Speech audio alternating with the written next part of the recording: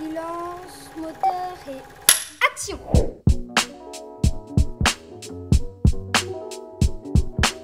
C'est un plan qui va être difficile à exploiter.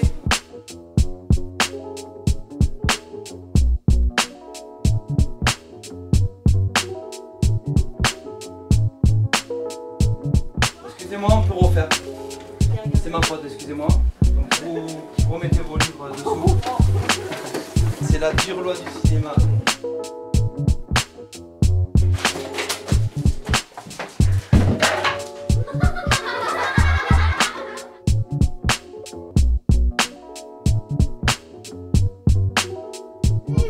Ok, silence s'il vous plaît, silence, silence. On se concentre, merci.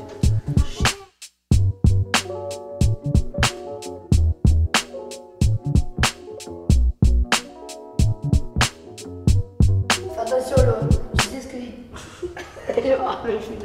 Vous me dites hein, quand j'y vais. Ok, on y va. Oh punaise, j'y crois pas. Ce projet de court-métrage avec cette classe de CE2 a été pour moi une grande leçon d'humilité.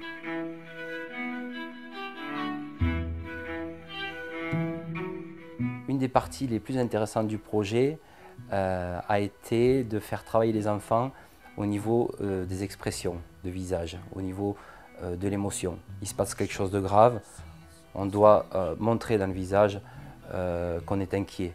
Voilà, ça n'a pas été évident parce que on est dans une classe avec des enfants de 9 ans qui ont la joie de vivre, bien heureusement.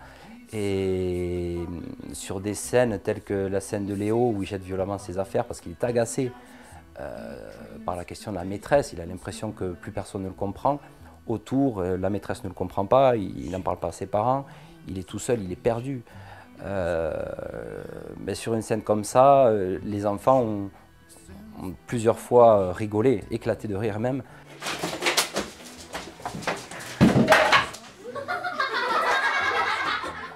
Je vais être ici, donc c'est là qu'on va vraiment capter l'attitude des autres enfants, d'accord? Donc c'est là que ça va être un peu plus compliqué, ok? On essaye. Action. Qu'est-ce qui t'arrive? On y va, on se concentre. Vas-y Léo. Rien, j'ai rien! Alors non, Clara, pas du tout. Oui, c'était comme ça. Il se passe quelque chose, Clara. Regarde, tu es devant ton cahier, il se passe quelque chose, rien, j'ai rien. Est-ce que tu penses que ton visage il va rester comme ça? Tu lèves les yeux vers Tu vas être surprise, tu vas au moins regarder ce qui se passe au niveau de Léo. Ce qui a été le plus difficile pour les enfants durant ces 2 jours de tournage, ça a été de ne pas regarder la caméra.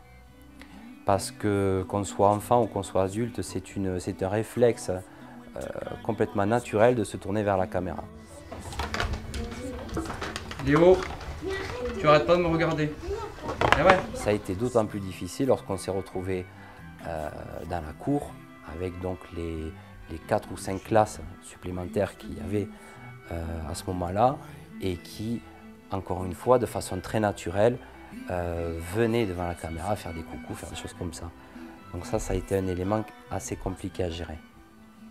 Antoine, tu sais quelque chose? Non, je sais pas. Ça tourne. Antoine, tu sais quelque chose? Non, je sais pas. Non, non, non, non. Ok, on y va. Flavie, tu regardes la maîtresse aussi, puisqu'elle vous parle. Ça tourne. Antoine, tu sais quelque chose? Non, je sais pas. Vas-y, Tom. Non, ouais, quand vous êtes concentré. Nous, on avait dit Non, non, non, non, on fait le premier. T'as pensé à nous, j'espère. T'as pensé à nous, j'espère. Ok. T'as pensé à nous, j'espère. Non, là, tu rigoles. Là. On y va. T'as pensé à nous, j'espère.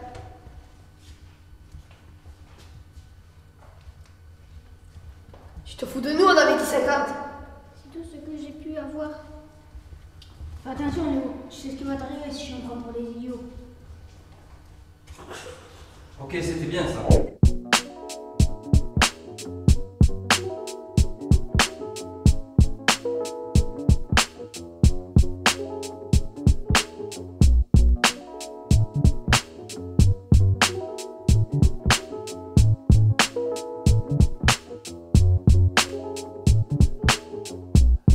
séquence star avait vraiment pour but de les divertir parce que j'étais complètement conscient que même si c'est un petit court-métrage, les enfants sont vite fatigués parce que refaire plusieurs fois les scènes, réécrire une bonne dizaine de fois, que 3 x 5 ça fait 15. Bon, au début c'est un petit peu difficile à comprendre, donc à un moment donné il faut savoir s'aérer. Et ce jeu justement de casting avait vraiment ce but-là, hein. Non pas un but de sélectionner qui que ce soit, bien entendu, mais surtout de s'aérer, de changer de contexte. Cette séquence star a beaucoup plu et m'a beaucoup plu aussi, parce que les enfants ont, comme on sait tous, un imaginaire extraordinaire et ils sont partis donc sur des personnages et sur des interviews complètement loufoques et qui donnent quelque chose de très intéressant. Cette semaine de projet dans cette classe de CE2 m'a permis justement de réaliser qu'il y avait une certaine forme de violence aussi dans cette classe ou comme dans d'autres classes de l'école. J'entends par violence des mauvais mots, des mauvais gestes, des mises à l'écart de certains. Voilà. Donc il y a eu un échange assez intéressant entre les enfants et moi, entre les enfants et la maîtresse.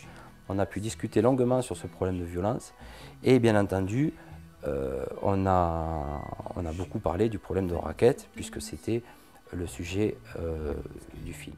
C'est vrai que mettre quelqu'un à part, ignorer quelqu'un, l'exclure en fait. Ça, c'est une forme de violence. Alors, c'est pas taper, hein, mais ne pas parler à quelqu'un et le laisser tout seul toute la journée, oui, ça peut être une forme de violence envers quelqu'un. Alors, il n'y a pas de solution dans ce court-métrage. Le scénario a été écrit comme ça, je l'ai voulu comme ça. Ce court-métrage, pour moi, ne devait pas avoir de solution si on voulait avoir une réaction de la part des enfants, de la part des parents, par rapport à ce problème de raquette.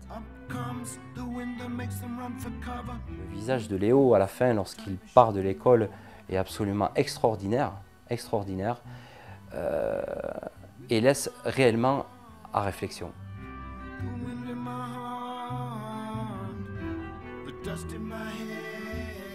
Donc là, c'est réellement un court-métrage qui a été fabriqué, réalisé, pour qu'il y ait une réelle discussion derrière avec des spécialistes, avec un échange entre les parents, un échange avec les enfants, pour montrer que justement, il y avait toujours plus fort que ces agresseurs pour régler le problème et qu'il était très important d'en parler.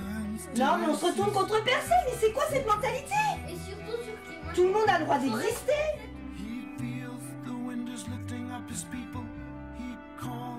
Bien au-delà de tout ce que l'on a pu voir durant cette semaine avec les enfants, s'il y a bien une chose que j'aimerais qu'ils retiennent de ce petit projet, c'est d'être sensibilisé par rapport au problème du racket, qui est un problème pour moi très grave. Fais attention Léo, tu sais ce qui va t'arriver si tu nous prends pour des idiots. J'espère qu'ils se souviendront de ce projet qu'on a fait ensemble et qu'ils se souviendront de ce qu'il faut faire dans des cas dramatiques comme cela.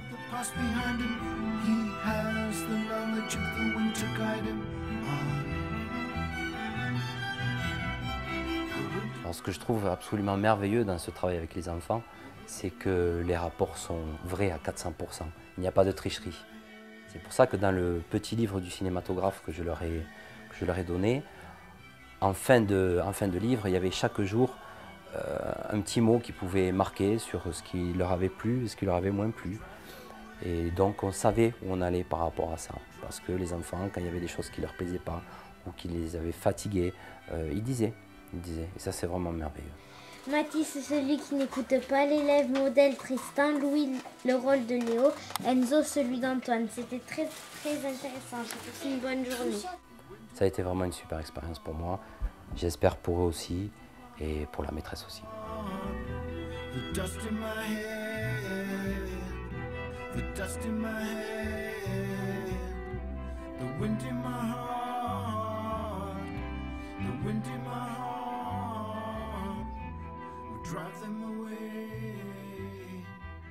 Drive them away.